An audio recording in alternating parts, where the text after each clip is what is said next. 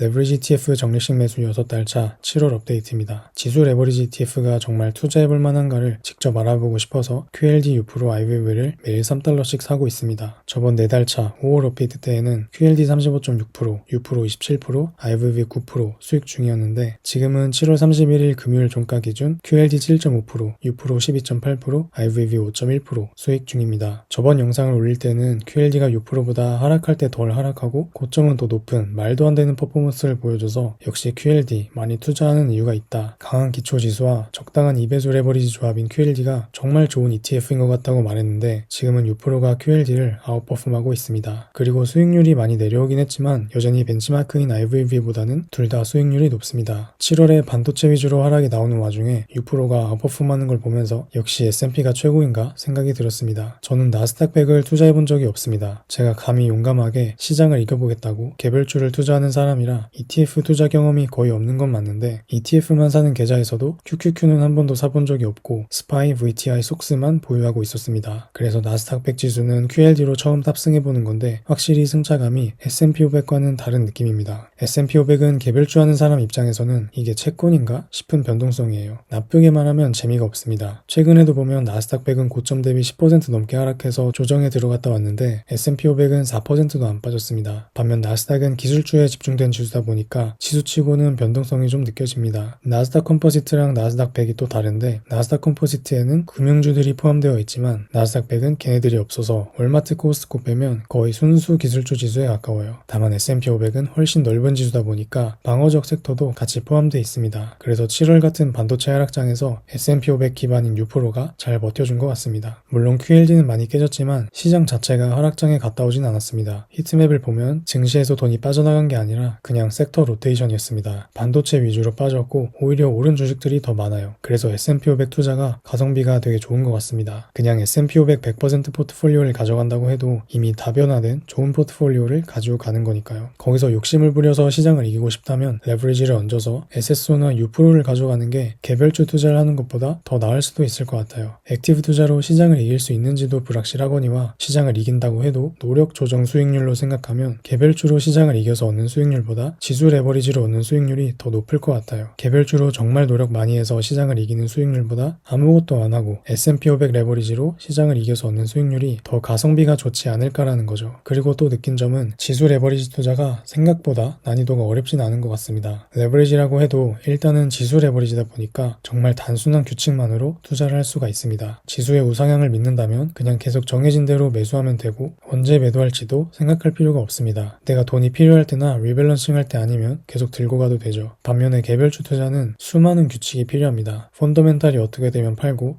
가치평가지표 이 기준 벗어나면 팔고 기술적으로 어느 지지선 깨지면 팔고 EPS 성장률 몇 % 밑으로 떨어지면 팔고 생각할 게 수도 없이 많습니다. 저는 7월 2일에 반도체 지수가 지지선 이탈하는 거 보고 매도를 했는데 기가 막히게 판 거죠. 하지만 샌디스크는 안 팔고 버티다가 이제 샌쪽이가 돼버렸습니다. 속스는 규칙을 가지고 있었는데 샌디스크는 언제 팔겠다고 규칙을 안 세워뒀어요. 그냥 계속 오르니까 별 생각 없이 들고 있다가 이렇게 된 겁니다. 그리고 영상에서는 제가 말은 되게 건실한 투자자인 것처럼 하지만 사실 코스피 3배 레버리지하고 말도 안 되는 잡주 사서 쳐 물리고 그러는 사람입니다. 코르 얘기를 해볼 건데 코르는 극심한 변동성을 발라먹어야 하는 금방금방 사고 팔아야 하는 상품이잖아요. 그래서 당일 매수 당일 매도 최소한은 이길 매도를 했었습니다. 그래서 그렇게 규칙대로 잘 발라먹고 있었는데 이때 한번 크게 빠지니까 이길 매도 손절이 안 되는 거예요. 내가 지금까지 승률이 100%인데 내일만 이번 주만 버티면 탈출은 할 수 있을 것 같은데 하고 매도를 안 했습니다. 규칙을 어긴 거죠. 코스피도 반도체 지수와 마찬가지로 7월 2일에 지지선이 깨졌어서 지금까지 잘 먹었으니까 이제 그만해야지 하다가 이런 거 좀 더 발라먹겠다고 산 겁니다. 앞에서 저걸 운 좋게 성공하니까 내가 뭐 잘하는 줄 알고 말도 안 되는 자신감을 갖고 산 거예요. 그래서 손절 안 하고 그냥 맞고 있다가 코스피 대폭락한 날 아침에 개파락하는 거 보고 다 던졌습니다. 이건 제가 트레이딩 할 때 개파락하면 그게 뭐가 됐든 무조건 도망친다는 최소한의 마지막 디시플린을 지킨 겁니다. 그래서 다음날에 하이닉스 어닝발 2차 폭락은 피했죠. 하지만 앞에서 번 거보다 더 깨졌습니다. 올해 초에 국장할 생각 없다고 규칙을 지키는 게 그렇게 중요하다고 영상을 올렸는데 코르를 산 거부터 잘못됐던 거죠. 근데 또 손절할 때 코스피도 이제 하방이니까 쳐다도 안 보겠다고 팔고 나왔는데 다음날 또 폭락하는 거 보고 멘징하겠다고 또 산 거 보면 아직 정신을 못 차린 것 같습니다. 아무튼 많이 돌아왔는데 투자는 정말 많은 규칙이 필요하고 그걸 칼같이 지켜나가는 디스플린이 필요한 일입니다. 그런데 지수 레버리지 투자는 많은 규칙이나 대단한 기술이 필요가 없으면서도 시장을 이길 가능성을 가져가기 때문에 저는 정말 괜찮은 것 같아요. 그래서 저기 속스 팔았던 건 SSO를 거치식으로 매수를 했고 미래에도 이 실험이 이대로 레버리지 ETF가 투자해볼 만하다고 결론이 난다면 QLD 슈드 7대3 이런 포트폴리오로 레버리지 ETF 시리즈를 계속해볼까 하는 생각도 듭니다.